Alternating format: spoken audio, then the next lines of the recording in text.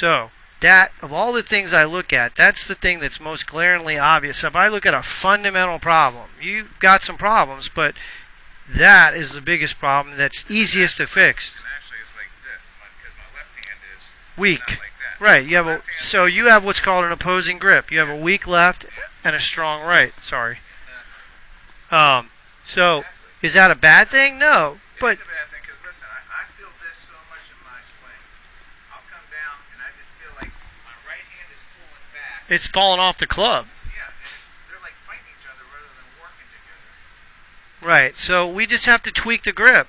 You know, you're a good player. You don't need a lot of tweaking. You know, there's a strong grip. Where are you? Let me put you back here.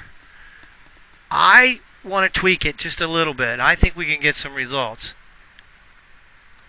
With your chipping and pitching, wedge play, I want the toes turned forward. That's the grip I'm looking for. That's a more neutral grip. Your thumb and forefinger, this crease, should run up your right forearm to your right clavicle, which is this bone right here. You cannot play golf with this, because when you go to release the club, it's coming out of your hand and you're going to flip it. Your right hip definitely needs to load better. And what do I mean by load better? I mean your right hip has to go back and turn. You reach a point in your golf swing where you lose stability, and that's why you lose power. Watch this. You're fine to here, fine to here, fine to here, fine to here. Now you're going to lose stability right there. You see how it slides out? Now tell me this. I think part of the reason I do that, no, stop me when I get here. Okay. My wrists are not cocked at all. Right. So that's why I think I got to keep going until they finally cock. I think that's what mentally I'm thinking. And I have trouble cocking them sooner. See, I don't really cock it till I get almost to here. I wouldn't think too much about that. I think that I've seen guys with a late release or a late load or a late wrist cock or an early one. You can try to set it earlier. I don't think that has nothing to do with your hip. You don't think No. Does that have anything? What has to do with your hip is you go too far back. Right here, you're stable, but the next frames, you lose it. So,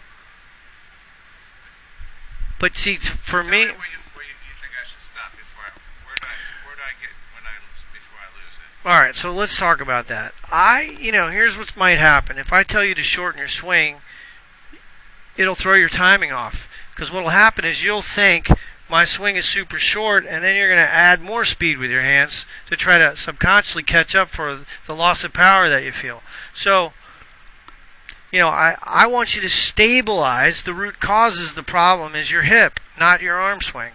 If you stabilize the hip, you won't swing back farther, because they'll reach a point where you can't move.